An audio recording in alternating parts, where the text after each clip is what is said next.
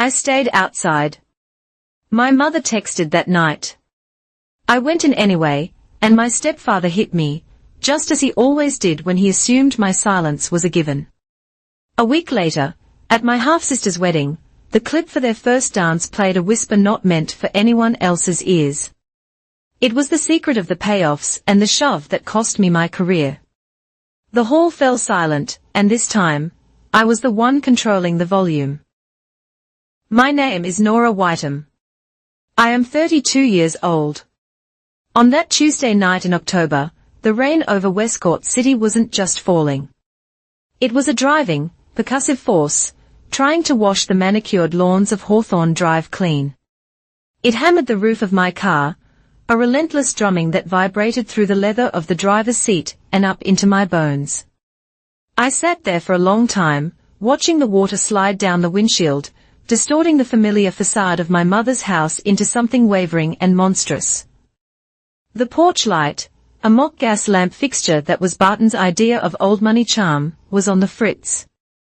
It sputtered, throwing the carved oak door and the perfectly symmetrical potted ferns into a frantic, strobe-lit dance of light and shadow. Each flicker felt like a glitch in reality, a warning.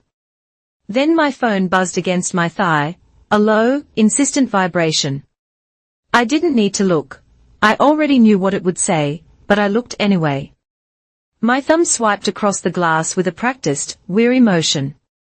A single message from my mother. Mara, 2 words, stay outside. The letters glowed on the screen, a sterile digital command that carried the weight of a decade of capitulation.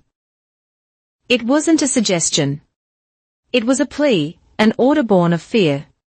It meant Barton was home, that he'd been drinking, and that his temper, a sleeping beast that lived in the fine crystal decanters on the mahogany sideboard, was awake and prowling the halls.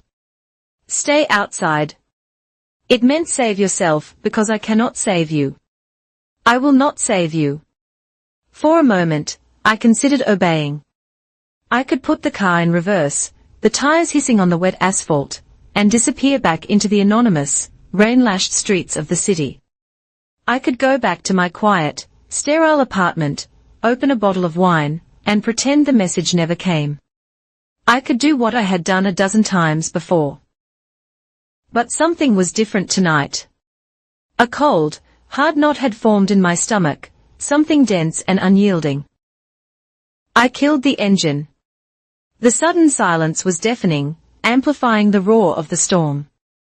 I grabbed my keys from the ignition, the metal cold against my skin. Stepping out of the car, the rain hit me instantly, plastering strands of my dark hair to my forehead and cheeks.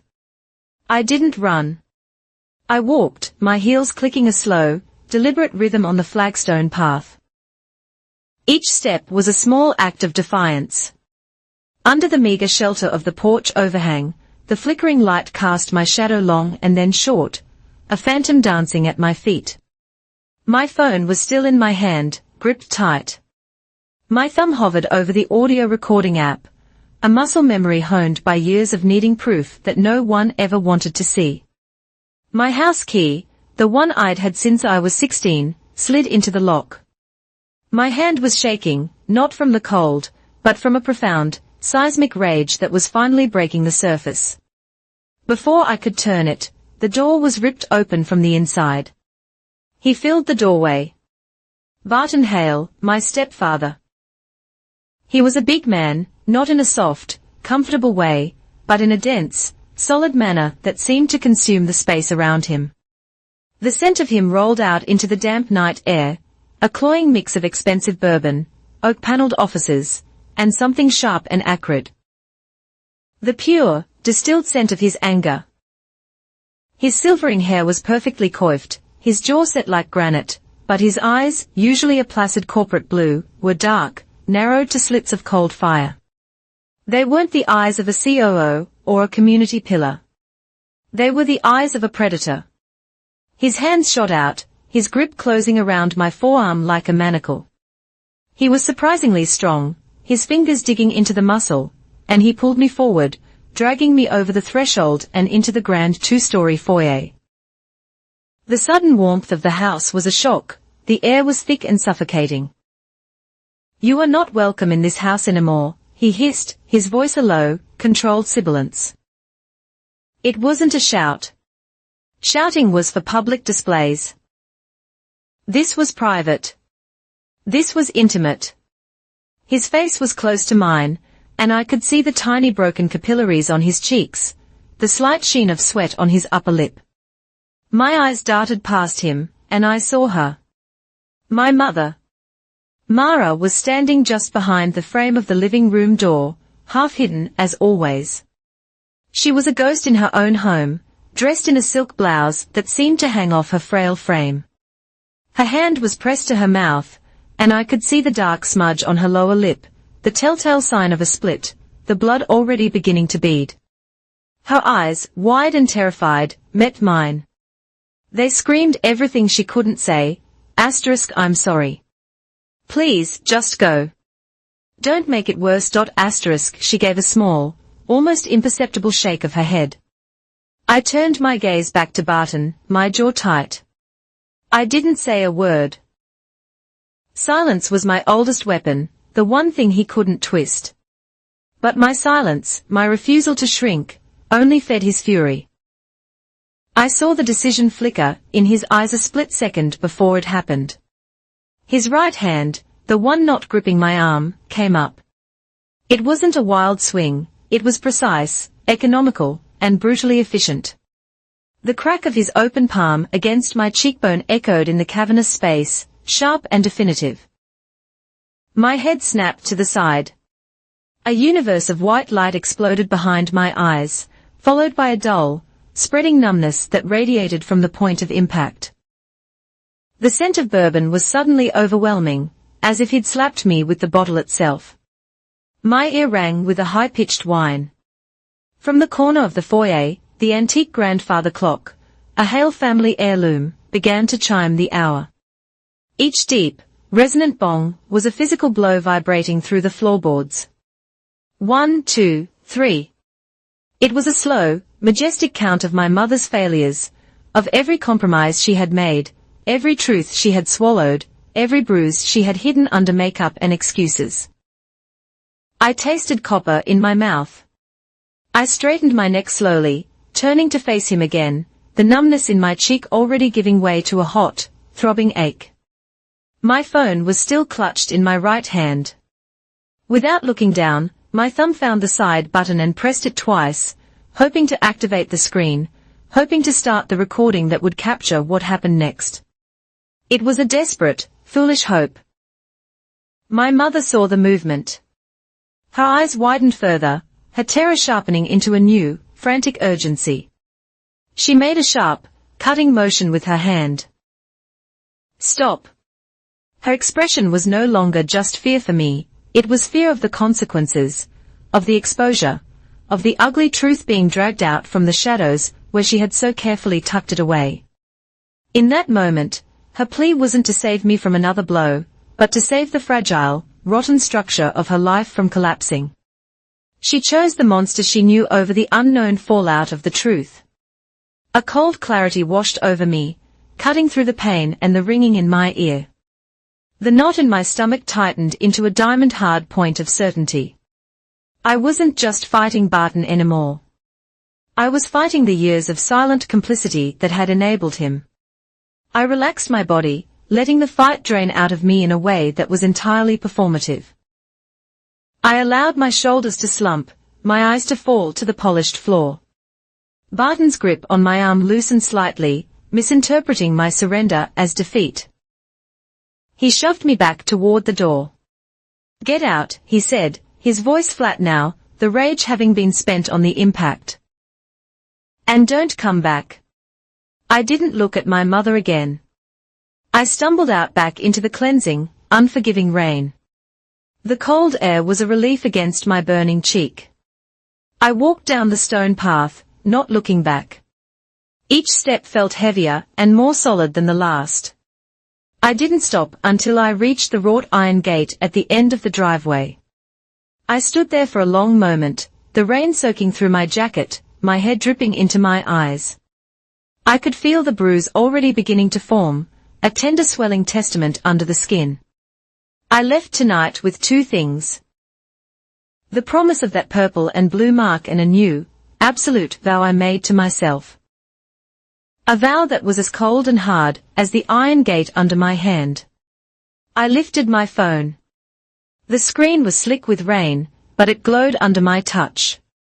I opened the text thread with my mother. Her last message, "Stay outside," was still there. My thumbs moved deliberately, typing out a new message, a reply that was also a declaration. I won't be staying outside anymore. I hit send. Then I turned my back on the house, on the flickering light, and on the life I had spent 32 years enduring, and walked away to the outside world. Barton Hale is a pillar. He's the kind of man Westcourt City puts on the glossy pages of its community magazines, as the Chief Operating Officer of North Crown Devices. He is the face of responsible innovation, a titan in the lucrative life-saving industry of medical hardware. He speaks at charity galas about corporate ethics, his voice a smooth, reassuring baritone that makes old ladies clutch their pearls and city councilmen nod in solemn agreement. He is the platonic ideal of the modern American father, firm but fair, successful but grounded. A man who built a career ensuring the devices that regulate human hearts are flawless. His own heart, the public assumes, must be just as steady, just as reliable. My mother, Mara, is the perfect accessory to this image. She was his secretary once, a story they've polished into a charming corporate fairy tale. Now she is the graceful second wife who chairs fundraisers and maintains a home that looks like a permanent feature in an architectural digest. After my real father died, a quiet, gentle man lost to a swift and merciless cancer, Mara drifted for a year, a ship without an anchor. Then Barton found her. He didn't just offer her a lifeboat, he offered her a luxury yacht, complete with a crew to manage the messy details of life. She stepped aboard and never looked back, leaving the memory of my father and a part of herself on the shore. And then there is Sable Hale, my half-sister, the gleaming product of this perfect merger. At 22, Sable is a master of curated reality. To her 500,000 Instagram followers, she is a princess living in the sun-drenched castle of upper-middle-class America. Her feed is an endless scroll of expertly filtered moments, brunch mimosas with laughing friends, charity 5K runs in coordinated athleisure wear, and loving, candid, but not really candid, photos with her amazing dad, Barton. She is the living, breathing advertisement for the Hale family brand. Last spring, Westcourt Living magazine ran a 2-page spread on us, the Hales at home, balancing business and family. The main photograph is still framed on the mantelpiece, a testament to our collective performance. We are posed in the living room, bathed in soft, forgiving light. Barton stands in the center, a hand placed firmly on my mother's shoulder, a gesture that looks like support, but has always felt like an assertion of ownership. Mara is smiling, a brilliant, practiced smile that doesn't quite reach her eyes. Sable is perched on the arm of the sofa, head tilted, radiating effortless charm. And I am there, on the edge of the frame, a darker, more somber note in their bright composition. I am smiling, too. But my smile is a carefully constructed piece of architecture. In the photo, my right hand is tucked behind my back. What you can't see is the faint yellowing bruise on my wrist, the ghost of a grip from 3 nights prior. My hand is positioned that way because my mother, while the photographer adjusted his lighting, had whispered, "Nora, please, your wrist." That photograph is a perfect lie. Beneath its glossy surface lies the truth of our family, a topography of unseen cracks and hidden fault lines. The real family archives are not in photo albums. They are in the encrypted files on my laptop, in the deleted histories of my phone. They are the hidden therapy bills for my mother's anxiety, paid in cash and filed under household maintenance. They are the digital photos I took of a split lip, or a darkening patch of skin on my mother's arm, always deleted within the hour at her tearful insistence. He didn't mean it, Nora. It was the stress. Don't keep that. It's not who he is. The archive is made of whispered apologies in the dark hallway after Barton has gone to bed. The rustle of a check being slipped into my hand for a shopping trip the day after a particularly bad night. The unspoken contract was clear, my silence in exchange for a fragile peace. I started working at North Crown Devices when I was 24. It wasn't nepotism, not directly. It was easier for Barton to have me under his roof, both at home and at work, a way to keep an eye on me. I started in documentation, a glorified filing clerk, but I am meticulous. I am intelligent, and I am relentless. I learned the intricate web of federal regulations, the labyrinthine processes of quality assurance, the precise language of compliance. I didn't just climb the corporate ladder, I clawed my way up rung by rung, earning every promotion, every raise, every ounce of respect from my colleagues who knew nothing of my connection to the COO. For the past 3 years, I have been the lead of the compliance control team. My job is to ensure that every North Crown product, every component, every line of code adheres to the strictest standards of safety and ethics. The irony is a constant bitter taste in my mouth. I am the guardian of rules for a man who lives as though none apply to him. Barton established the terms of our professional engagement on my first day. He called me into his expansive corner office, the city skyline framed perfectly behind his head. He didn't ask me to sit. Nora, he began, his tone cool and impersonal, the one he used for quarterly reviews. I want to be clear, in this building, we are colleagues. You will refer to me as Mr. Hale.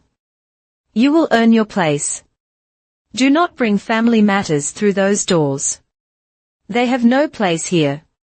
Is that understood? Yes, Mr. Hale, I had replied, my voice steady. And to his credit, he upheld his end of the bargain.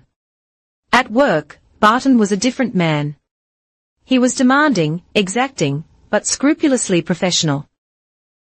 He would pass me in the hallway with a curt nod. In meetings, he would challenge my findings, debate my reports, and treat me with the same detached rigor he applied to every other department head.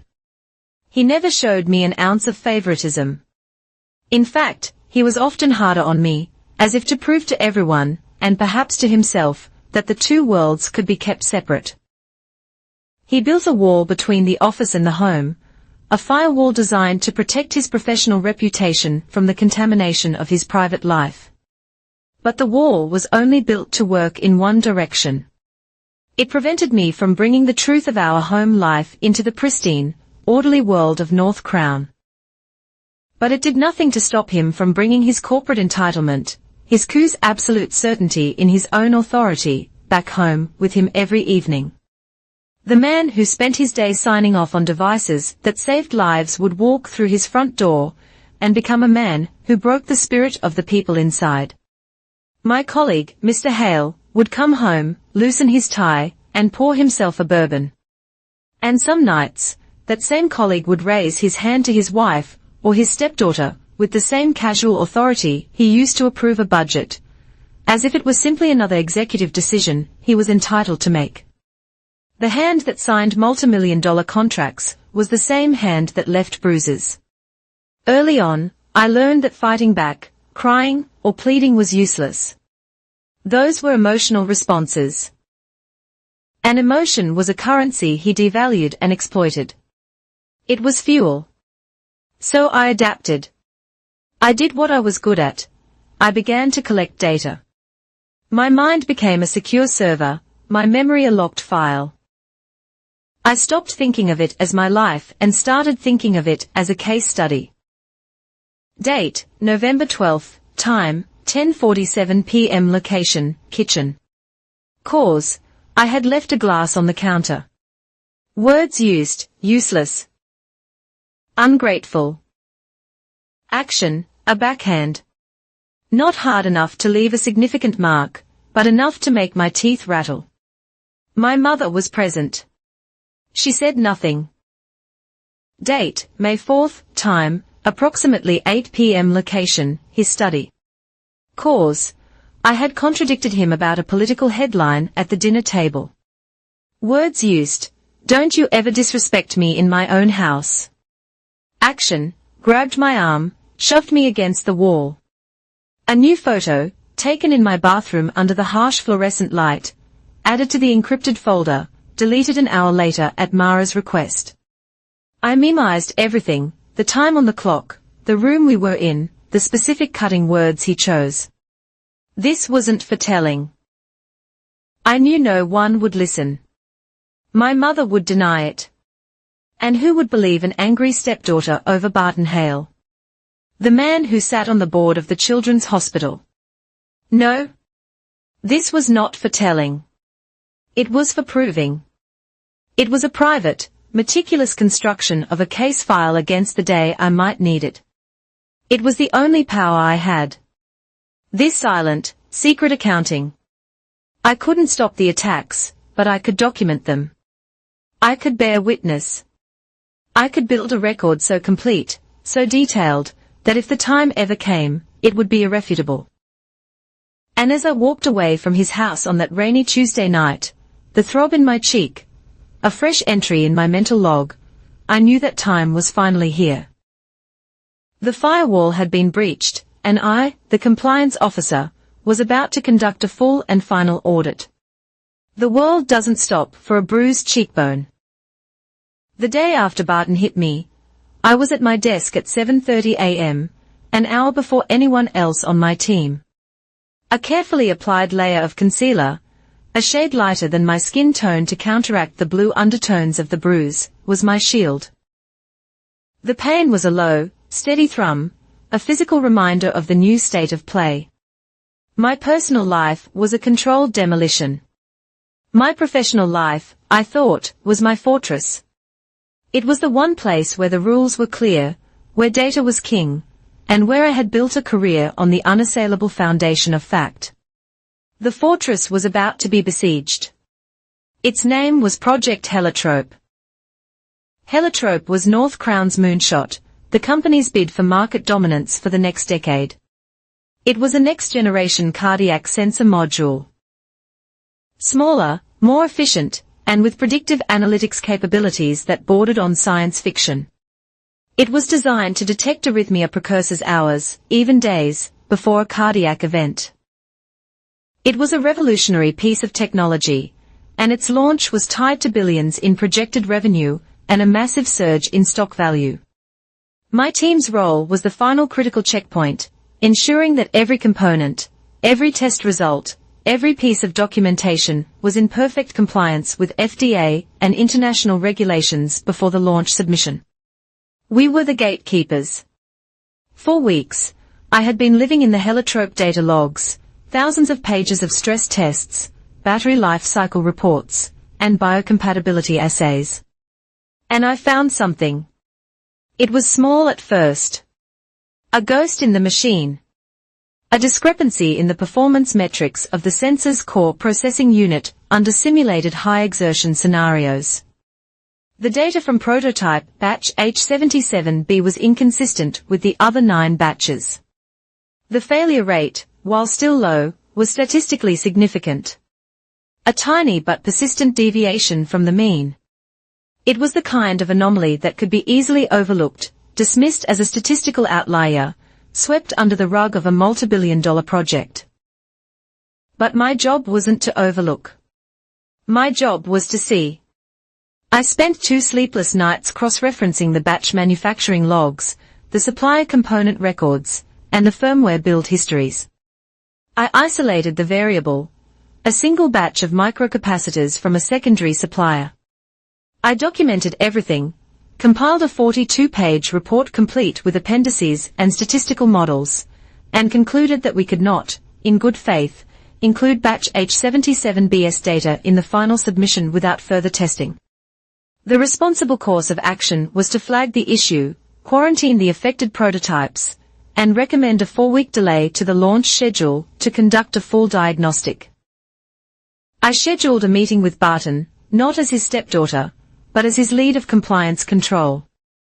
I presented my findings in the sterile grey conference room on the executive floor, my voice even, and my presentation precise. I laid out the facts, the data, the regulations we would be violating, and the potential for massive fines, and a catastrophic recall if the anomaly proved to be a systemic failure. He listened. His face an unreadable mask of corporate composure. He steepled his fingers, looked at the charts on the screen, and then looked at me.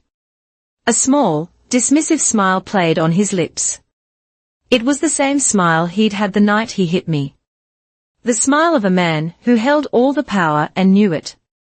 "Nora," he said, his voice laced with a patronizing warmth that was more insulting than a shout. "You're too sensitive.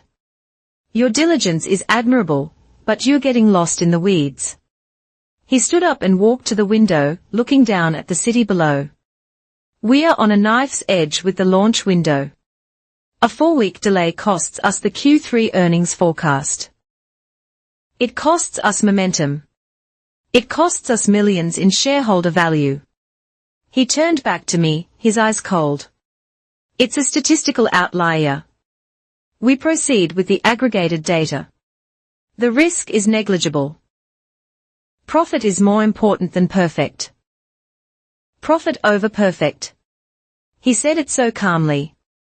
A neat, tidy slogan to justify a colossal ethical breach. I stood my ground. "Mr. Hale, with all due respect, my job is to assess risk, and this is not negligible. My name is on the final compliance sign-off. I cannot and will not sign it with this data included." The smile vanished. "Your concern is noted," he said, the finality in his tone like a door slamming shut. The meeting was over. For a week, an uneasy silence descended. The Heliotrope project continued to move forward, a massive train accelerating toward its launch date. I refused to sign the compliance release, creating a bottleneck that was quickly noticed by the executive team. I was an obstacle, and obstacles in Barton's world were removed. The removal came the following Monday. He didn't do it himself, he was too smart for that. He sent an emissary. His name was Kellen Dray. He was the CEO's nephew, a slick, ambitious MBA, barely out of his 20s, known more for his golf handicap than his work ethic. He walked into my office without knocking, a smug look on his face, and a single white envelope in his hand. "Nora," he said, his use of my first name an immediate assertion of dominance. "Big changes. We are restructuring." He handed me the letter. The language was cold, corporate doublespeak in an effort to streamline operational efficiencies and realign departmental synergies. "Your role has been reassigned." I was being transferred, effective immediately, to the documentation division of a recently acquired subsidiary, a corporate backwater that handled user manuals for legacy products. It wasn't a firing, it was an exile, a professional death sentence.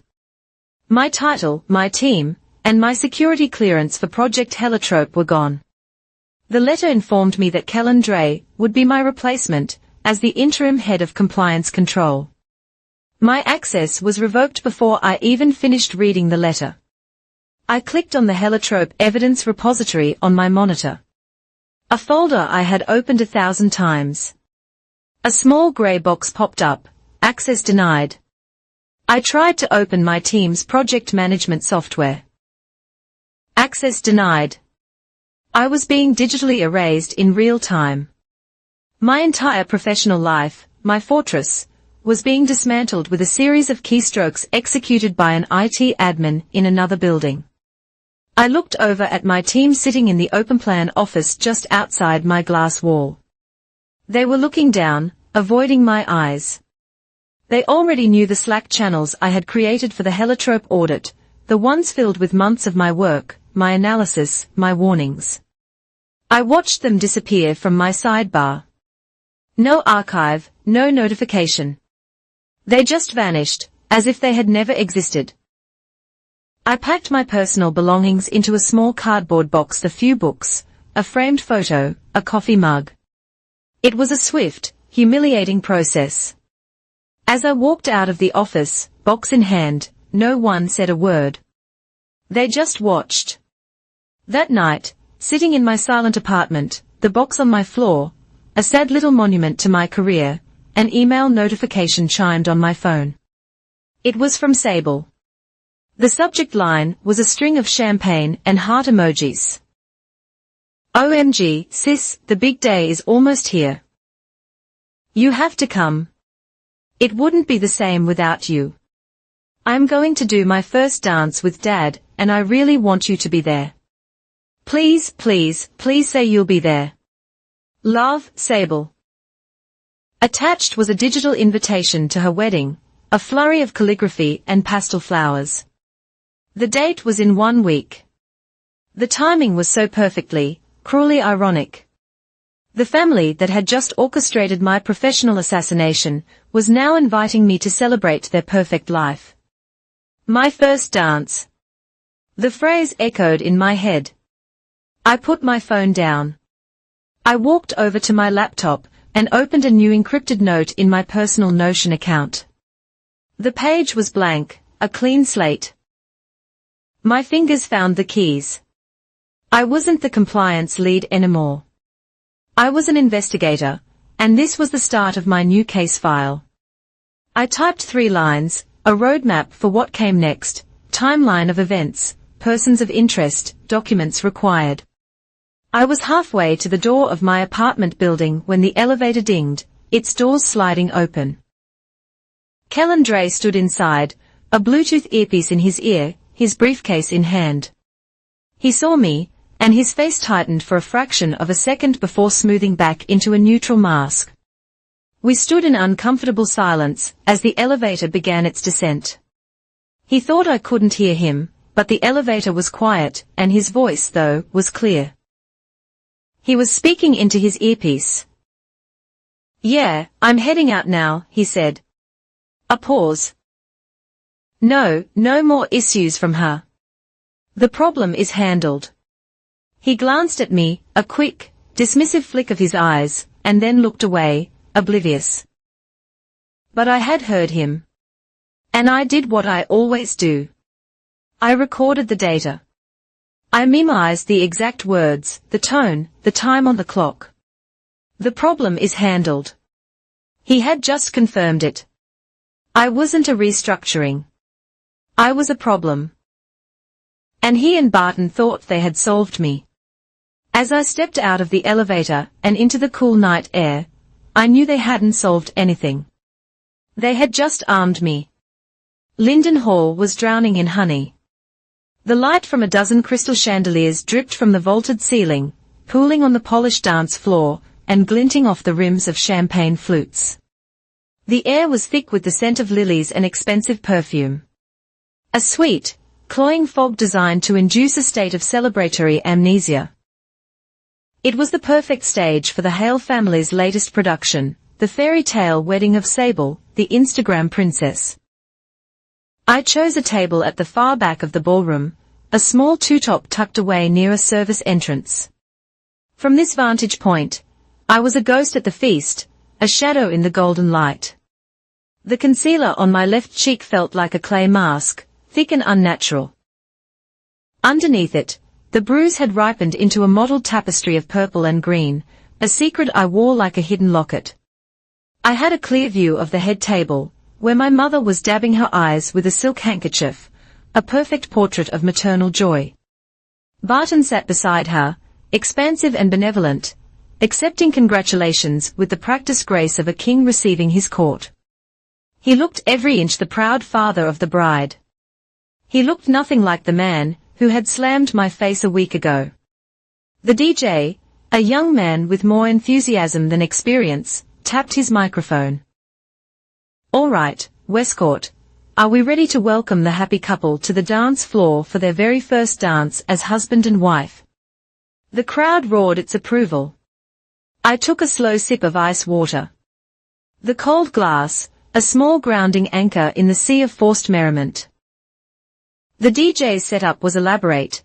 A tangled nest of wires and consoles near the edge of the stage. He had a young assistant, a kid who looked barely old enough to be in college, fiddling with a laptop, and a secondary mixing board that seemed to be for monitoring backstage audio and cues. The lights dimmed, and a single soft spotlight found the center of the floor. Sable emerged, a vision in white lace, her new husband looking at her with a kind of dazed adoration. The opening chords of a soft acoustic ballad began to drift from the speakers. A gentle, unassuming melody. It was all so perfect, so meticulously art-directed. And then the perfection fractured through the main speakers. The ballad continued, but through a smaller monitor speaker on the DJ's console, pointed partially in my direction, a second audio feed crackled to life. It was a live mic, sharp and tinny. The DJ, busy queuing up his primary track, didn't seem to notice. The assistant, however, frowned, tapping his headset. He was hearing it, too. It was the sound of two men talking in low, conspiratorial tones. I leaned forward slightly, my entire body tensing. I recognized the voices instantly. They were backstage, standing near the soundboard, their arrogance a shield of invisibility. The first voice was Barton's. A gravelly whisper that cut through the soft music like a razor blade. Make sure you burn the old QA files. All of them. She, Whitem, is not coming back. Your bonus is tied directly to a clean Q3 launch. My heart didn't pound. It went perfectly still. Each beat a slow, deliberate drop of ice water into my veins. Burn the old QA. He was talking about my work, my warnings. The second voice, younger and sharper, belonged to Kellen Dre. Already handled. I'll draft the report for the board myself. The official line is that risk control is zero. I'll take care of the stock option paperwork for the executive team once the submission is greenlit. Risk control is zero. The lie was so bold, so audacious. They weren't just burying my findings, they were building a new reality on top of them. A reality where the risk I had uncovered simply didn't exist. A reality that would make them all rich. The DJ's assistant looked up from his console, his eyes wide with confusion. He recognized me. I had seen him before, working the audio for a North Crown town hall. He knew who I was, or had been, Nora Whitem. He had just heard my name, spoken like an epitaph. He looked lost, a teenager, who had accidentally overheard a conversation between mob bosses.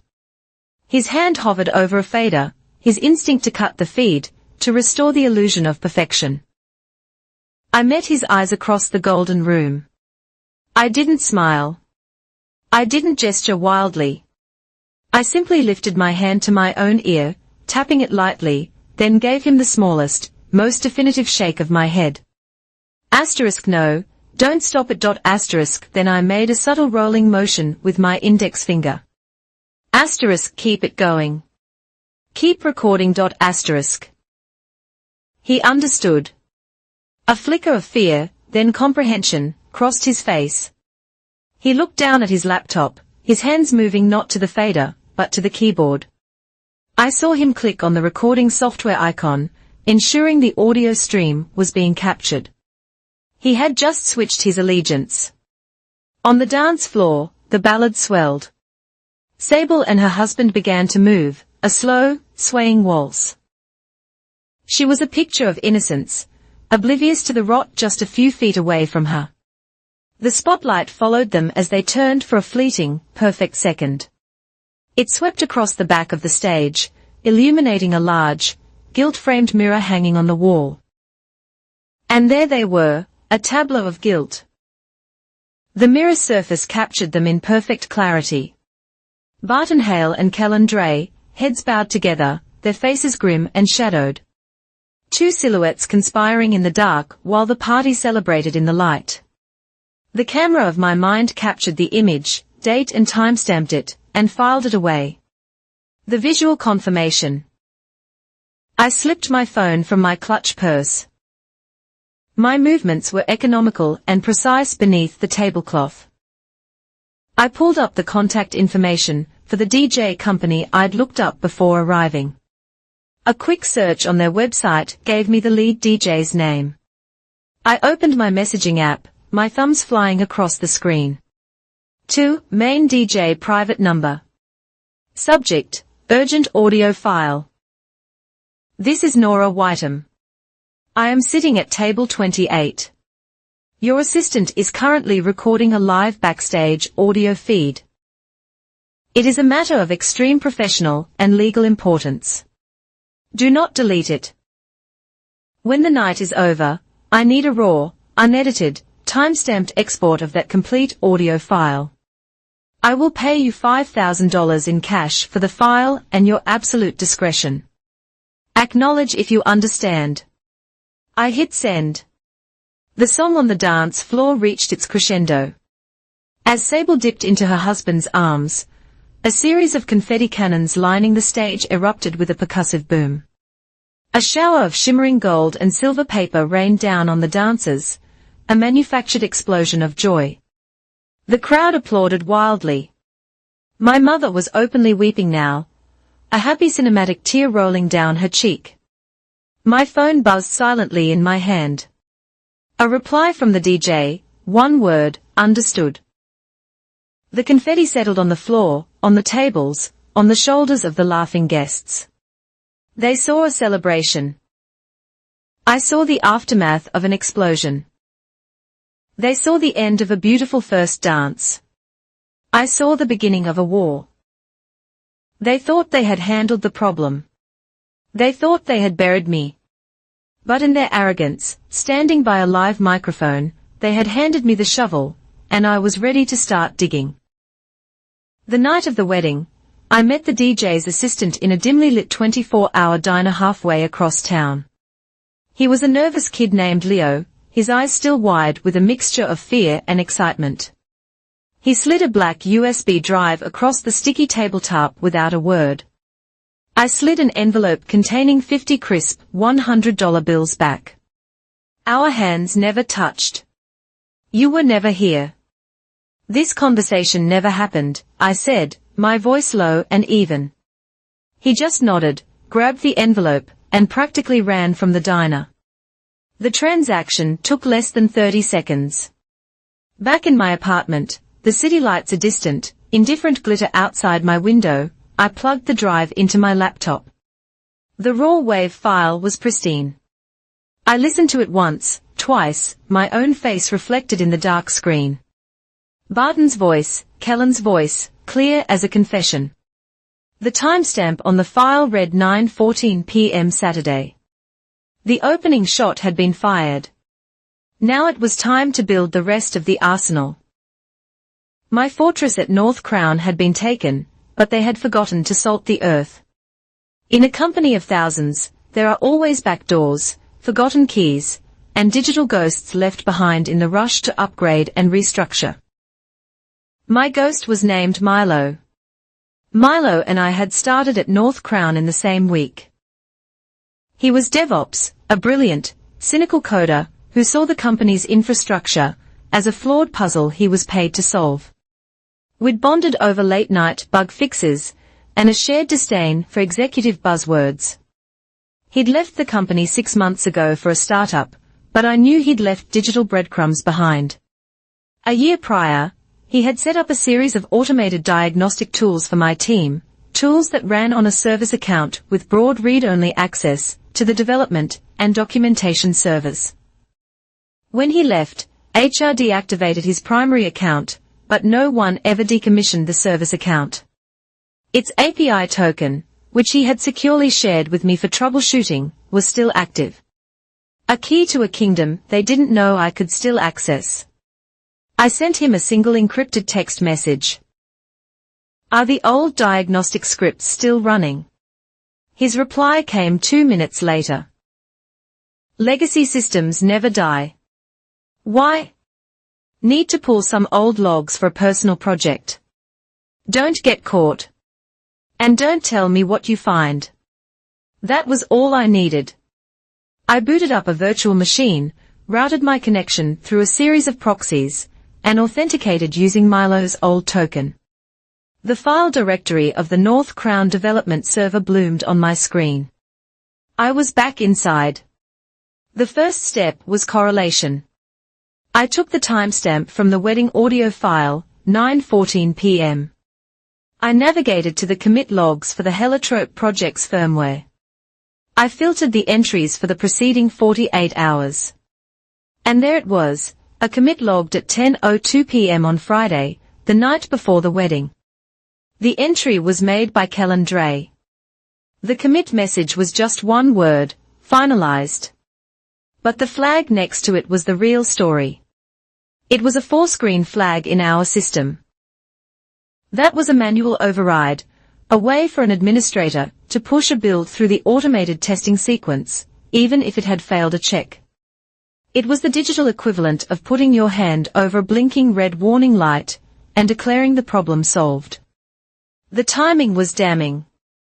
A day after my final warning to Barton, Kellen, my replacement, had manually forced the project past the quality gate. The wedding audio wasn't just a conversation, it was the victory speech after the crime had been committed. Next, I needed to find the paper trail. With access to the servers, I could search Kellen's email archives. I didn't search his inbox, I searched his sent folder. I used the keywords from the audio, burn QA risk 0. I got a hit. An email sent from Kellen to his own personal address. Timestamped Saturday morning, just hours before the wedding. The subject line was innocuous, streamline trials. The body of the email was empty, but there was an attachment, a revised version of the final Heliotrope compliance report, the version he was submitting to the board. My version was 42 pages long and detailed the risks of batch H77B. His was 38 pages. He had simply excised the 4 pages of my report that contained the warnings, but he was sloppy. I downloaded the document and examined its metadata. The last modified by field read Kellen Dre, but the author field still read Nora Whiteham. More importantly, the modification timestamp in the document's internal data was 11:23 p.m. Friday night, an hour after he had forced the green build. He hadn't written a new report. He had simply butchered mine. He had taken my work, my name, and used it to perpetrate a fraud. The final piece was the motive. Why the rush? Why the risk? The answer, as always, was money. Using my access, I began to search the restricted folders belonging to the finance and legal departments. Most were locked down, but a subfolder labeled Internal Agreements Drafts was sloppily configured, accessible to the old service account. Inside, I found a document created 2 weeks ago. It was a draft of a special executive compensation package contingent on the successful Q3 launch of Heliotrope. It detailed a massive stock option grant for a handful of senior executives. Barton's name was at the top of the list, and tucked away in an addendum was a smaller, but still substantial grant of options for one Kellen Dre, his bonus made real. I now had the weapon, the audio file, the crime scene, the commit logs, the doctored evidence, the email, and the motive, the stock options. It was time to assemble the case. For the next 4 hours, I worked with the cold, methodical focus of a surgeon. I was back in my role as a compliance officer, but this time, I wasn't protecting the company. I was building a case to dismantle its corrupt leadership. I created a master document, my own private compliance report. I called it the Heliotrope Integrity Audit. At the top, I built a formal chain of custody table. Every piece of evidence was listed as a separate exhibit. Exhibit A, audio recording. Linden Hall, 9:14 p.m.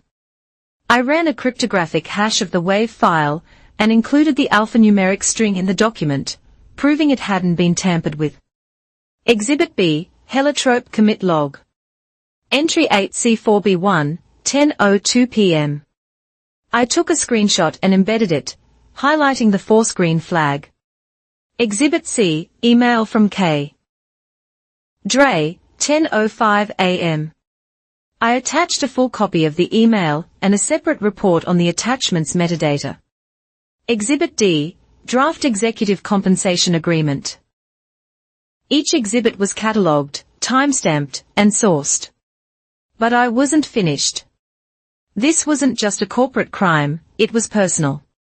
I created a final section, an appendix. I titled it Appendix A, Evidence of Conflict of Interest and Duress. Inside, I placed 2 items. The first was the photograph I had taken of my bruised cheek in the harsh light of my bathroom mirror a week ago. The second was a screenshot of the 2 text messages between my mother and me, her stay outside, and my I won't be staying outside anymore. I wrote a single, sterile sentence beneath them, correspondence with a material witness, who is also the spouse of the COO, preceding a physical assault by said COO upon the lead compliance officer during an active dispute over project safety. I had translated my pain into the language of corporate liability. The bruise was no longer just a bruise. It was evidence of duress. Barton hadn't just hit his stepdaughter. The COO of a publicly traded company had physically assaulted the employee, who was threatening to delay his multi-billion-dollar product launch. I scanned the company's public filings until I found what I was looking for, their directors' and officers' liability insurance policy. I read through the dense legalese until my eyes burned. And there it was. Section 5, subsection B, the exclusion clause. The policy was rendered null and void in any case involving a deliberately fraudulent act, or omission, or any willful violation of any statute, or regulation. It was the self-destruct button. If I could prove their actions were a deliberately fraudulent act, the insurance that protected the board and the executives from personal liability and lawsuits would evaporate. They would be exposed personally and financially. The board would have no choice but to cut them loose to save themselves. The plan was complete. The case was built. Now I needed to choose the venue for the trial. I pulled up the North Crown internal corporate calendar, and I smiled. The next day, there was a company-wide town hall meeting, a live webcast for all employees and shareholders to celebrate the successful completion of the Heliotrope project's final testing phase. Barton was scheduled to give the keynote address. I picked up my phone and sent one last encrypted message to Milo. Tomorrow night, 9:04 p.m. the QA portal for the town hall webcast. I need an authenticated input source for a media file. His reply was instantaneous. That's a funny-looking log file. I'll open a port. The auditorium at North Crown headquarters wasn't built for celebration. It was built for control. The acoustics were designed for a single voice to command attention. The tiered seating arranged for perfect sight lines to the stage.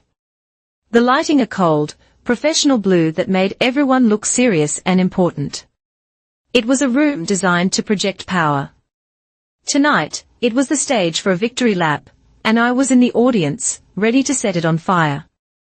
The official announcement had been an all-hands email thick with corporate cheer. A town hall to celebrate the Heliotrope milestone. It was an online and in-person event.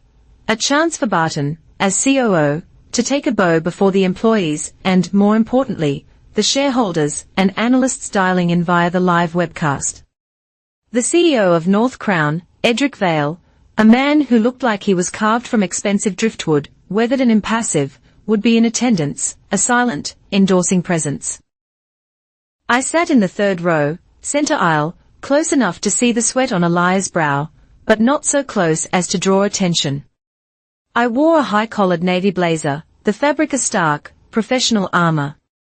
Beneath it, my heart was a cool, steady engine pumping ice through my veins. The concealer on my cheek was a masterpiece of spackling, a thick, opaque mask to the world. Nora Whiteham looked composed, attentive, perhaps a little pale. My phone was in my lap, screen dark. My work was already done.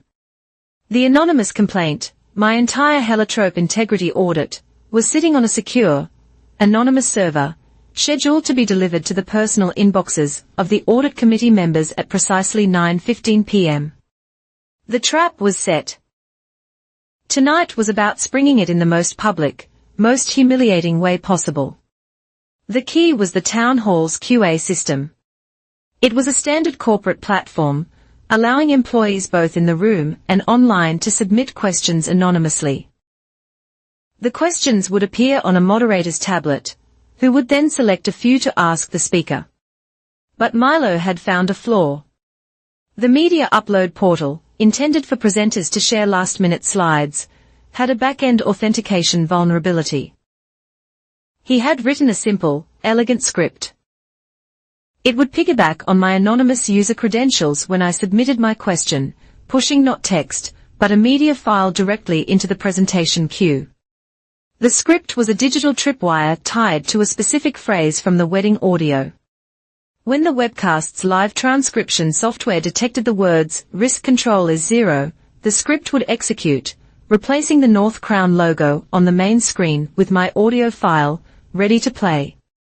I took a slow, deep breath. The air tasted of industrial carpeting and nervous energy. The house lights dimmed. A hush fell over the room. Edric Vale walked onto the stage, offered a few perfunctory, bloodless words of congratulations to the heliotrope team, and then introduced the man of the hour. Barton strode to the podium, and the room erupted in applause. He was radiant, soaking in the adoration. He wore a perfectly tailored suit, his silver hair catching the stage lights. He smiled, a wide, confident smile that I had once mistaken for warmth.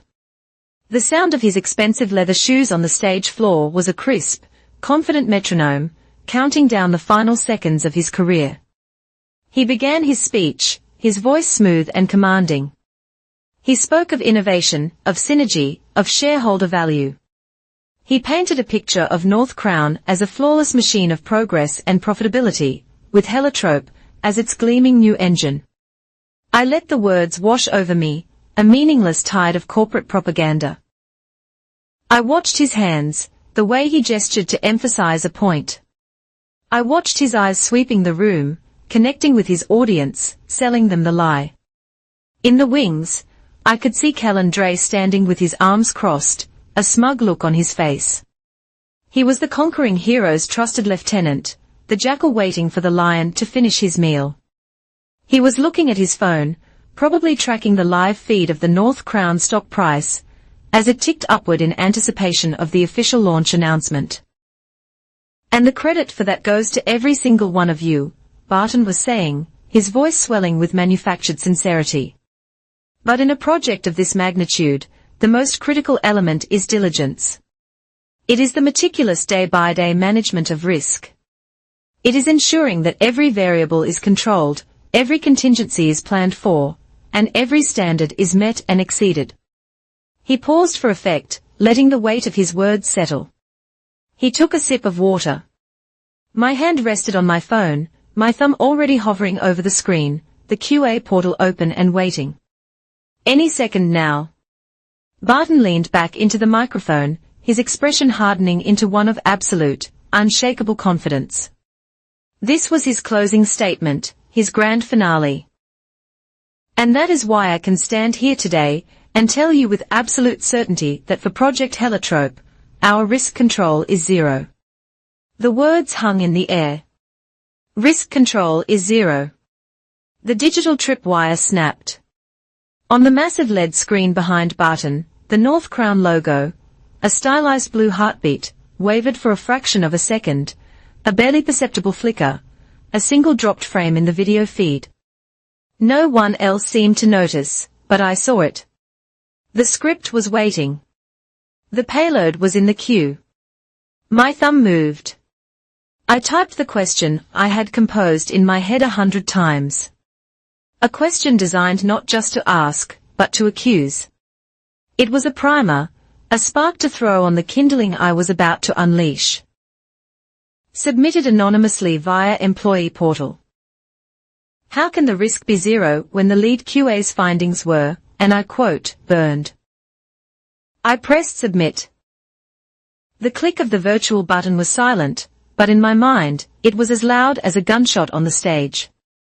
Barton was basking in the applause following his declarative statement.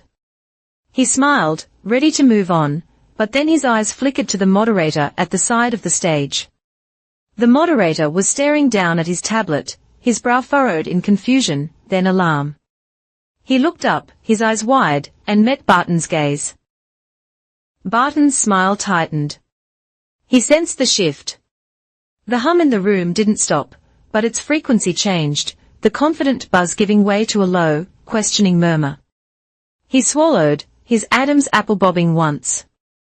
The stage lights, a moment ago so warm and flattering, suddenly seemed harsh and interrogating, carving new, deep lines into his face. He looked out at the audience, a flicker of something, not fear, but irritation, a predator's annoyance at a disruption to the hunt, in his eyes. In the wings, Kellen Dre was looking at his phone, but he was no longer watching the stock ticker. He was looking at the moderator's feed of the QA portal. I saw his face drain of all color.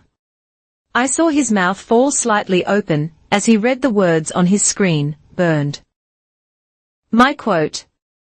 He looked up from his phone, his eyes darting frantically around the backstage area, as if searching for the source of the attack. He had no idea. He thought it was a question. He thought it was a disgruntled employee with a grudge. He didn't understand that the question was just the countdown. He didn't understand that the real attack was about to come, not from a line of text, but from the main speakers, from the giant screen behind his boss. He was about to hear his own voice speaking words that would end him. He just didn't know it yet. The moderator's face was a mask of professional panic. He stared at the question on his tablet, then up at Barton, his eyes pleading for a script that didn't exist. Barton's smile was frozen, a rictus of confidence that no longer reached his eyes. He gave the moderator a slight, almost imperceptible shake of his head, a silent command to dismiss it, to move on. It seems we have a rather specific technical question from our online portal, the moderator stammered, his voice a full octave higher than it had been 2 minutes ago. We can address that with the tech team offline. Our next question. But there was no next question. The script Milo wrote was not a request, it was a command. On the massive screen behind Barton, the proud North Crown logo dissolved. It did not glitch or stutter, it simply melted away, replaced by an image of a generic audio player, the kind one sees on a website with a simple play bar and a file name, first_dance_master.wav. A collective, confused murmur rippled through the auditorium, heads tilted. People squinted at the screen. Barton, his back to the image, was the last to understand. He only knew that the entire room, 1,000 pairs of eyes, were no longer looking at him, but past him at the screen that was supposed to be his backdrop, his symbol of authority. Then the audio began. It wasn't a corporate tone, or a technical glitch. It was music, a soft acoustic guitar melody, gentle and romantic. It was the sound of a wedding. The incongruity of it was so profound, so jarring, that it stunned the room into a deeper silence. People exchanged bewildered looks. Some. Was this part of the presentation? A bizarre marketing tie-in. The music played for 3 seconds, just long enough to set a scene of innocence and celebration. Then a voice cut through it, low and conspiratorial, amplified to fill every corner of the vast, silent hall. It was Barton Hale's voice. Make sure you burn the old QA files. All of them. A sharp, collective intake of breath. 1,000 people inhaling at once. She, Whiteham, is not coming back. His voice, stripped of its podium-pounding authority, was nakedly criminal. It was the voice of a man in a back room making a dirty deal. Before the shock could even register, a second voice, sharp and eager, replied, "Callan Dre, already handled. I'll draft the report for the board myself. The official line is that risk control is zero. I'll take care of the stock option paperwork." The audio file clicked off. The screen went black. The silence that followed was not empty. It was a solid thing, a physical presence that pressed down on the room, suffocating the air. It was a void where applause and confidence had been just moments before. Every person in that room, every shareholder on the webcast, was suspended in a state of shared, horrified comprehension. No one moved. No one breathed. In the sudden, absolute stillness, a single sharp sound cracked the air. Somewhere in the fifth row, a fork, loosened from a nerveless hand, clattered onto a ceramic dessert plate left over from the pre-event reception. The sound was a gunshot in a cathedral. It was a dry clap of thunder that broke the spell and signaled the beginning of the fall. I did not move. I did not speak. I sat perfectly still in the third row. My face a neutral mask. My work was done. Their own words were the prosecution, the evidence, and the verdict. All I had to do was let them resonate in the crushing silence. I watched Barton. His face, tanned and healthy under the stage lights moments before, had turned the color of old parchment. The blood had drained from it so completely he looked like a wax figure. His eyes, wide with shock, were not on the audience. They were darting frantically behind him, searching the wings for a technician, a stage hand, anyone who could be blamed for this catastrophic failure of the machine. He opened his mouth, but no sound came out. He was a man unplugged, in the wings. Callan Dre took a single, stumbling step backward, melting into the shadows, as if he could physically exist. His lips formed a single, frantic phrase, a whisper that was visible even from my seat, "Cut the feed." But it was too late. The feed was the least of his problems. The moderator, his face now slick with sweat, fumbled with his microphone. We seem to be experiencing some significant technical difficulties this evening," he announced to the silent room, his voice trembling. "We apologize for the interruption." An interruption. He called it an interruption. It was an execution. While the physical room was frozen, the digital world was on fire. On my phone, I had a second window open, monitoring the live chat feed for the webcast's accredited investors. It was a cascading waterfall of pure panic. What the hell was that? Did anyone else hear that? Play it again. Burn QA files Whitcomb. Nora Whiteham, former compliance lead. This is securities fraud. Fraud. Do policy void. Sell now. Someone get the SEC on the phone now. Dumping my shares at open. The digital sharks could smell blood in the water, and they were circling. The entire foundation of North Crown's credibility had evaporated in the space of a few seconds. With the chaos swirling around me, a silent storm of shock and dawning horror, I performed my final quiet task. It was 9:15 p.m., the exact moment I had planned. My thumb moved with cold precision across the screen of my phone. I opened my pre-written email to the private addresses of the 5 members of the North Crown Audit Committee. The subject line was simple: urgent evidence pertaining to Project Heliotrope. The body contained a single sentence and a hyperlink to the members of the committee. The following link contains the full evidentiary dossier referenced in the town hall broadcast. I pressed send. The message left my outbox. A digital torpedo heading for the heart of the company. From the first note of wedding music to the final damning click of the audio file ending, 12 seconds had passed.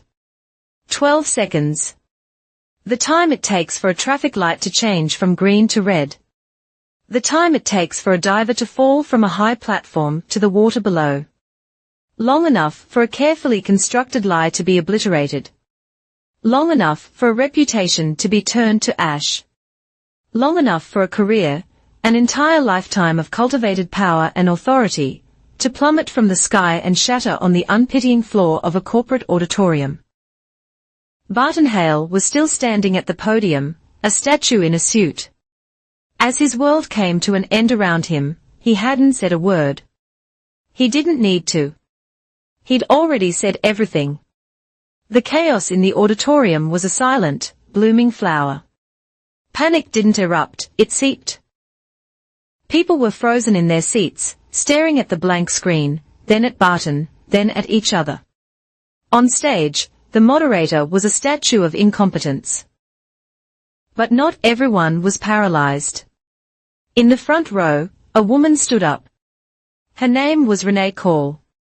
She was the chair of the audit committee, a hawk in a Chanel suit with a reputation for surgically dismantling corporate malfeasance. She was 70 years old, had served on 3 Fortune 500 boards, and she did not suffer fools. Her movement was sharp, decisive. It cut through the stunned silence. She didn't shout. She didn't need to. She simply made a sharp, cutting gesture to the stage crew. "Kill the webcast," she commanded. Her voice low, but carrying the unmistakable weight of absolute authority. "Now?" The red on-air light at the back of the room blinked off. The connection to the outside world was severed. Renee then turned to Edric Vale, the CEO, who looked as if he'd been struck by lightning. "Edric, my office, 5 minutes." She pointed a single, perfectly manicured finger at Barton, who was still standing at the podium, as if rooted to the floor. "You, Hale, you'll be there." Her eyes, cold and calculating, scanned the front rows. "And Kellen Dre. Find him." Then her gaze swept the room and settled on me. 3rd row, center aisle. Our eyes met across the sea of stunned faces. She knew exactly who I was. The name Whitcomb from the audio clip had not been lost on her. She gave a small, almost imperceptible nod in the direction of the backstage exit. It wasn't an invitation, it was a summons. I stood and walked out of the auditorium, my steps even and measured.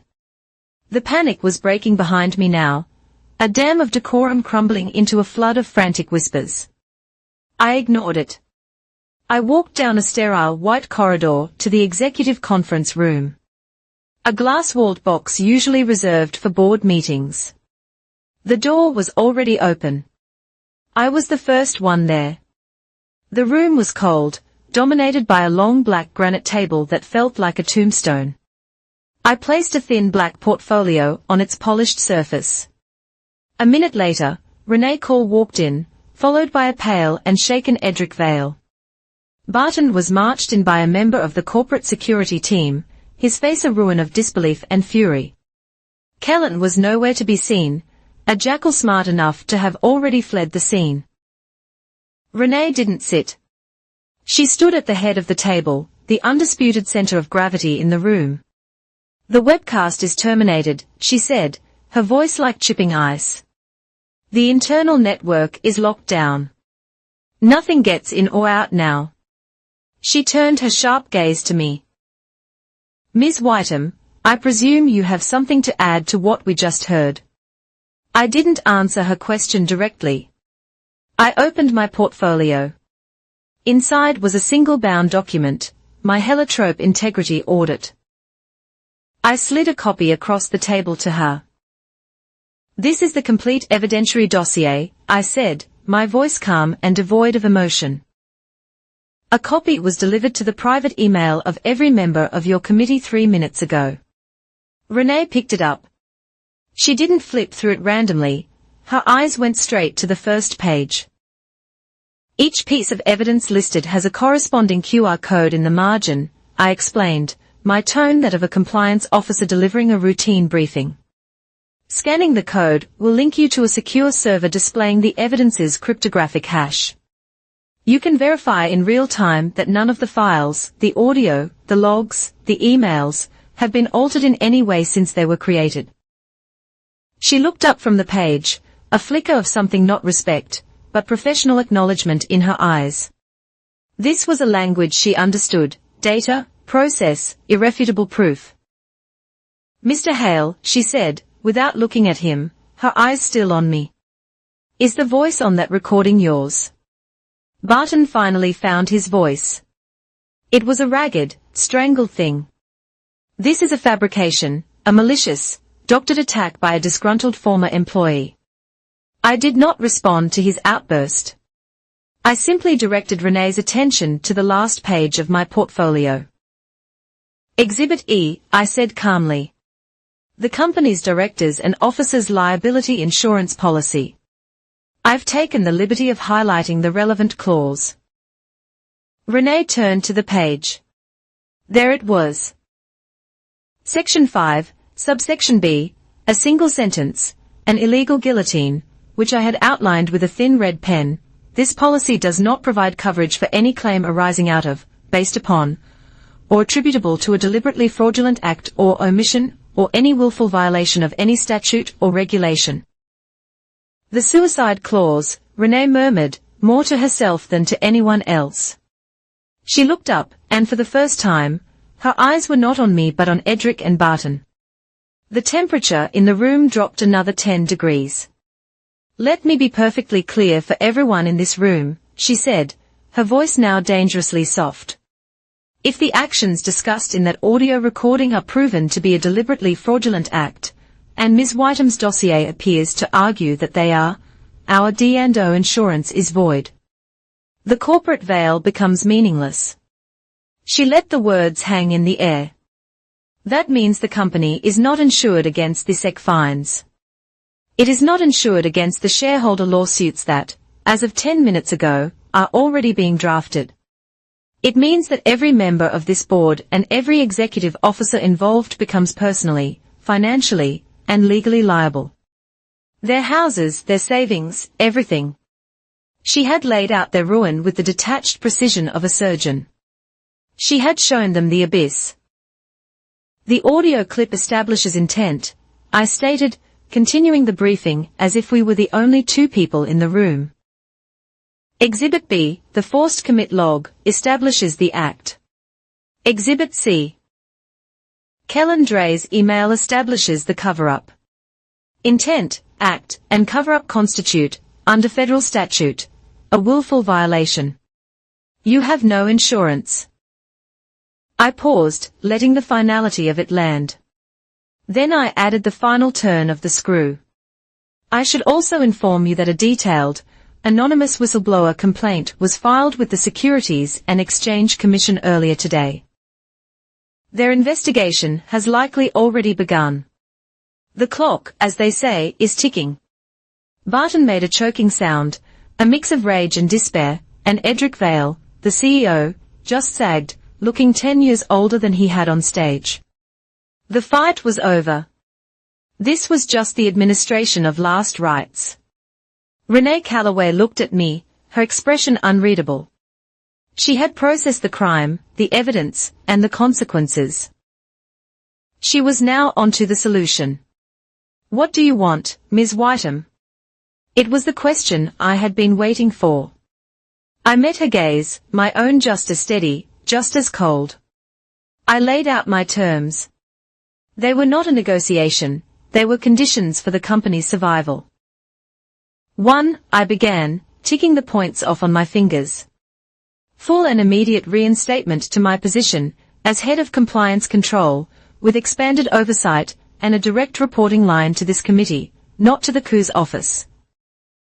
2, a fully independent, third-party forensic audit of the entire heliotrope project from inception to its current state. The results are to be made public. 3, full and unconditional whistleblower protection for myself and any other employee who comes forward.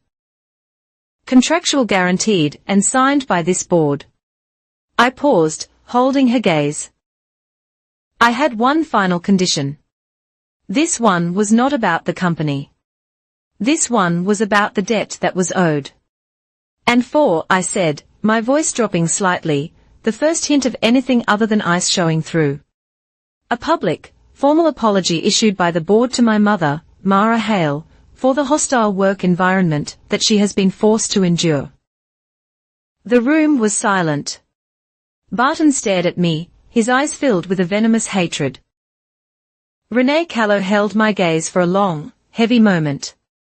She was weighing the costs.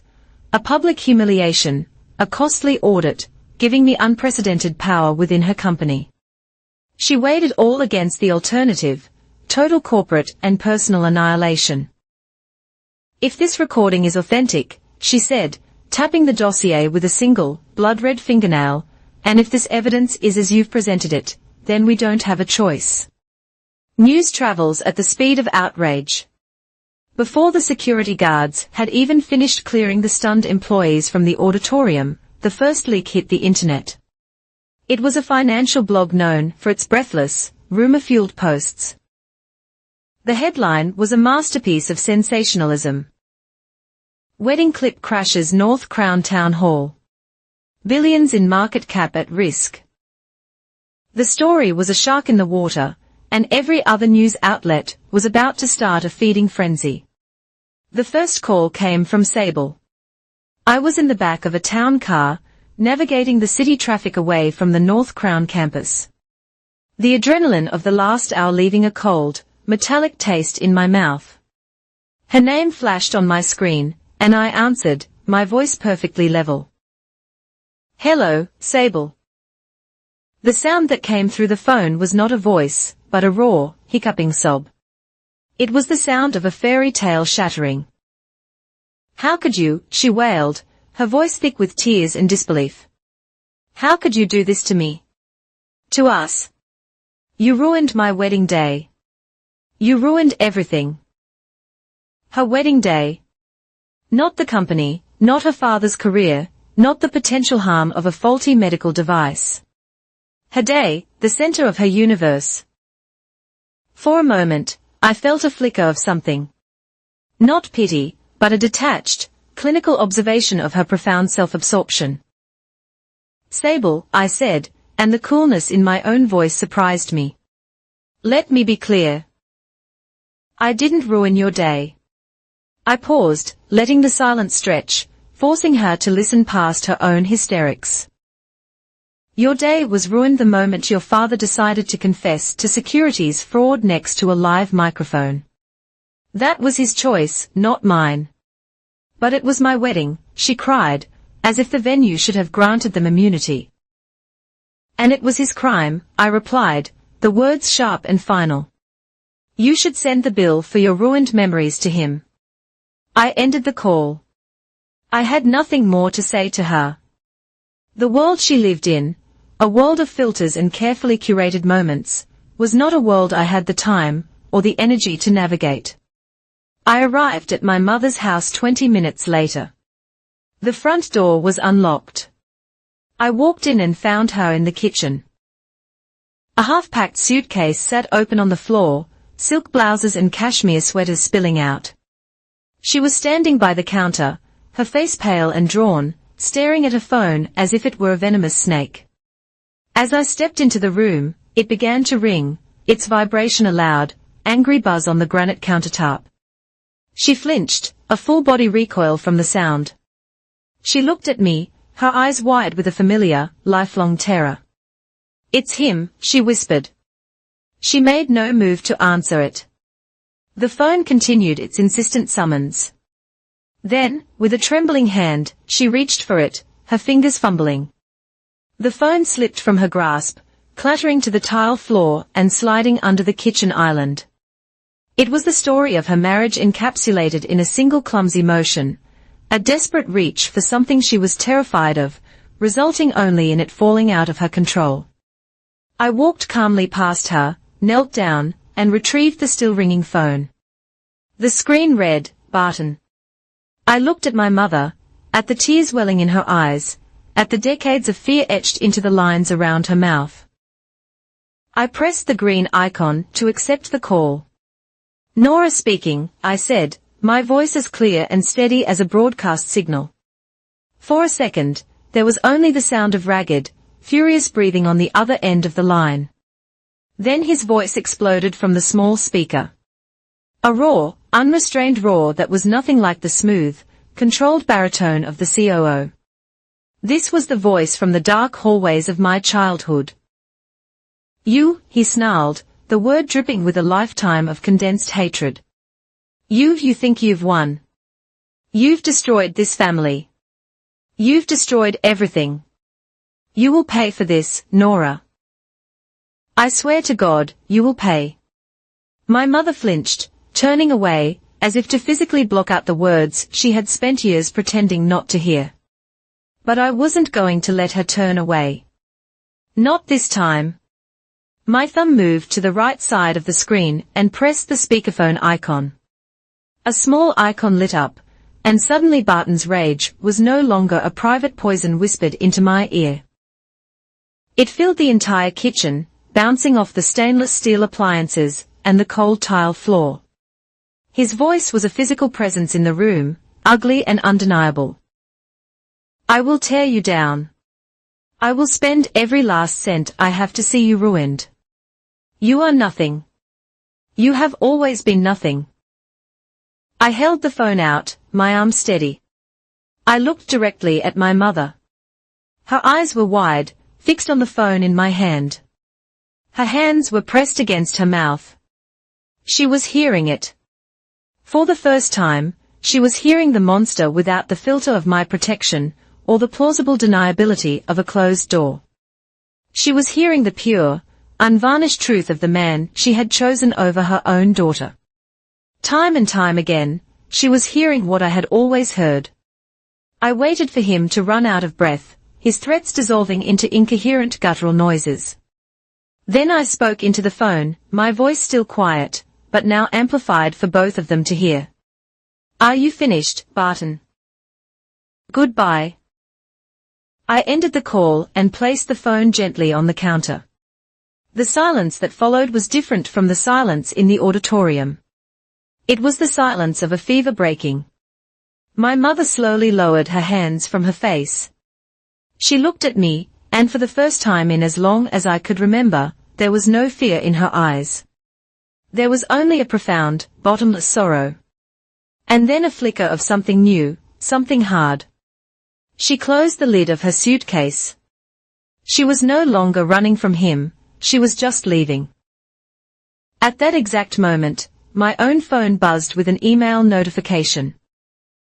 It was a company-wide broadcast sent from the office of the board of directors. The subject line was stark, leadership update. The email was short and brutal in its efficiency. Effective immediately, the board of directors has voted to place Barton Hale, COO, and Kellen Dre, interim head of compliance, on indefinite administrative leave pending the results of an internal investigation into Project Heliotrope. All duties will be reassigned. North Crown is fully cooperating with regulatory authorities. We are committed to transparency and integrity. Back at the North Crown headquarters, the corporate machine was moving with terrifying speed to excise its own cancerous limb. In the vast, cathedral-like lobby, the massive digital screen that usually displayed smiling employees and product announcements had been changed. Now it displayed a single block of stark white text against a black background. There was no explanation, no context, just the words, Directors and Officers Liability Policy. Section 5B. This policy does not provide coverage for any claim arising out of, based upon, or attributable to a deliberately fraudulent act or omission, or any willful violation of any statute or regulation. It was a warning. It was a verdict. It was the company publicly displaying the weapon it would use to save itself. An hour later, I was back in the building, walking into a hastily assembled press conference. The room was packed, a chaotic sea of cameras and microphones. I had stopped in the restroom just moments before. I had taken a makeup wipe, and with a single firm motion, cleaned the thick layer of concealer from my left cheek. The bruise was no longer a deep purple, but a faint yellowish-green shadow, the ghost of a wound. It was visible. It was meant to be. I walked to the podium and stood in the blinding glare of the camera flashes. The questions came in a chaotic torrent. I ignored them, waiting for a moment of quiet. Finally, one reporter's voice cut through the noise. "Ms. Whiteham. Ms. Whiteham. You were his stepdaughter. Do you have anything you want to say to your family?" The room went quiet. All the cameras zoomed in. They wanted the human interest story. They wanted the family drama, the tears, the betrayal. I looked past the reporter, past the flashing lights, and found the lens of the main broadcast camera. I knew who was watching, not just the public, but the thousands of North Crown employees who had been lied to, whose work had been compromised. I thought of the word Barton had used on the tape. The word he had whispered about my work, my integrity, my entire professional identity. Burn. "I don't have a message for my family," I said, my voice steady and carrying to every corner of the room. "I have a message for the employees of this company." I leaned forward slightly, my gaze locked on the camera. Quality assurance is not ash. The press conference was a room on fire. My last words, "Quality assurance is not ash," hung in the superheated air, a declaration of war that had already been won. The reporters surged forward, a chaotic wave of bodies and equipment. There, shouted questions, a barrage of incoherent noise. I didn't answer. I didn't need to. The statement was the story. From the side of the room, René Callow's head of security, a large, impassive man in a dark suit, moved toward the podium. He wasn't there for me. He was there to clear a path. He held up a hand to the press, a gesture that was both a plea for calm and an unbreakable wall. "The board will issue a full statement within the hour. Ms. Whitcomb will be taking no further questions at this time." Through the gap he created, Renee herself appeared. She didn't look at the press, she looked only at me. "It's time," she said, her voice a low command beneath the din. She led me away from the chaos, down a private corridor, back toward the hushed, funereal quiet of the executive suite. The contrast was dizzying. We were moving from the public spectacle of the fallout to the private, sterile room where the sentence would be carried out. The door to the main boardroom was closed. 2 uniformed security guards stood outside it. Their arms crossed, their expressions blank. They were new faces, not the usual corporate sentinels. They were contractors brought in for their discretion and their lack of personal allegiance to anyone inside. Renee paused before the door. She looked at me, her gaze analytical, searching. "Are you ready for this?" she asked. It wasn't a question about my emotional state, it was a question about my resolve. She needed to know if the weapon she was about to embrace was stable. "I've been ready for 8 years," I replied. She gave a single, sharp nod. She pushed the door open. The scene inside was a frozen tableau of a corporate execution. Edric Vale sat slumped in his chair, his face grey, staring at a blank spot on the granite table.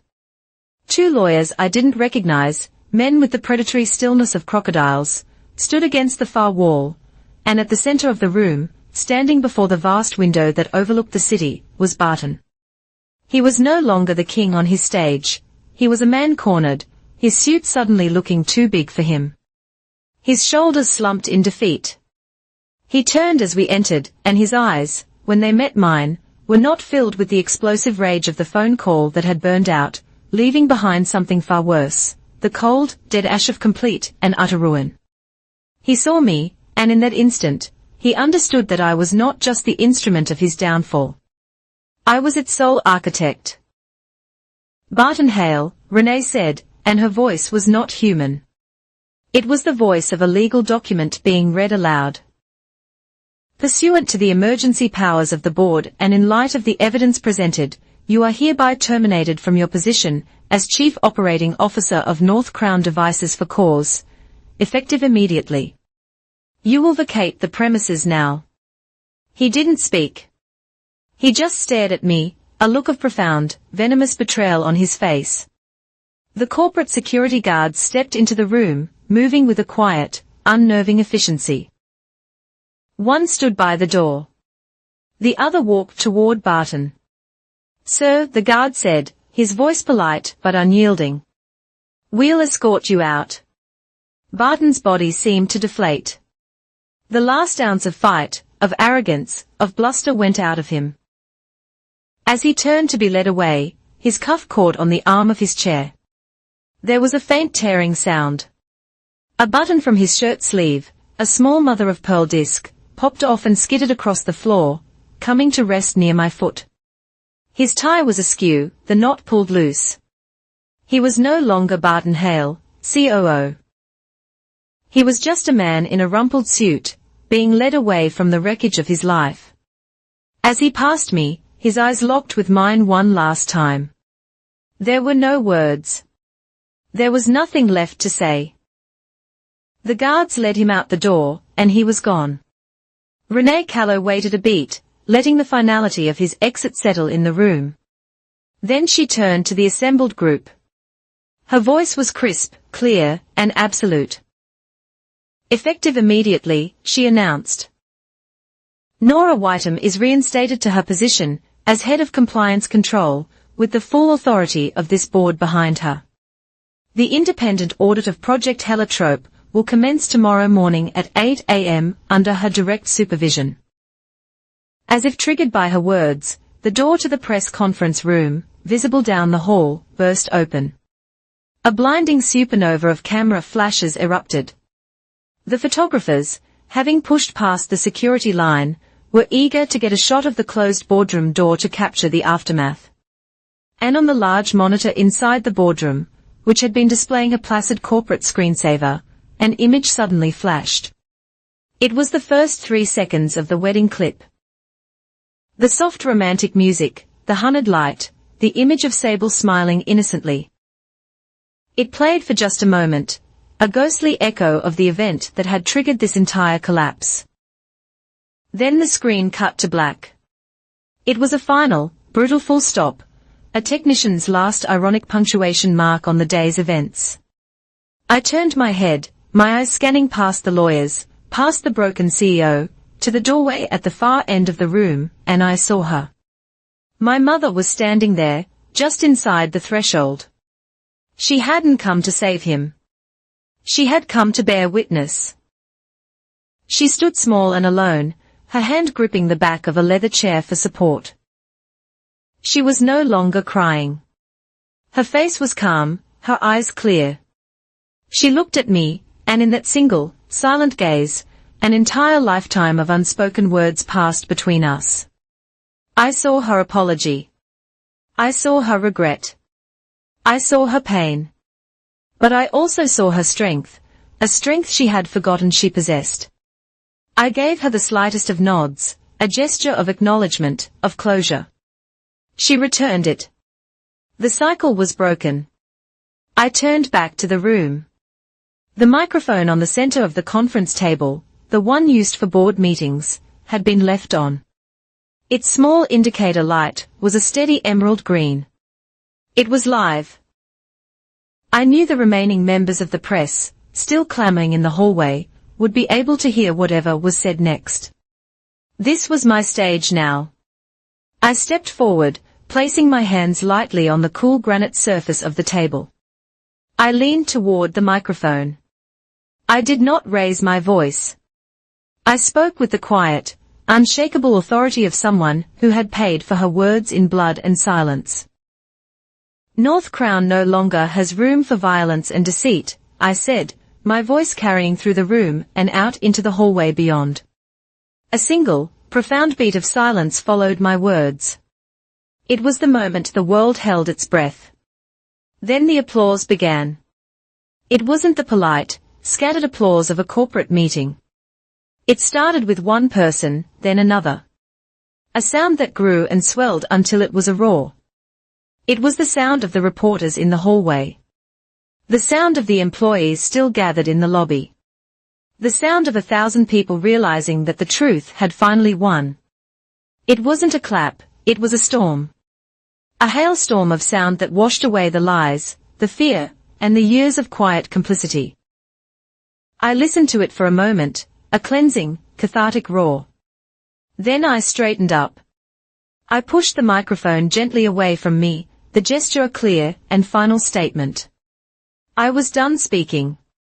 I turned my back on the table, on the CEO, on the lawyers, and on the ghost of the man who had just been exorcised from the building. I walked toward the door where my mother stood waiting.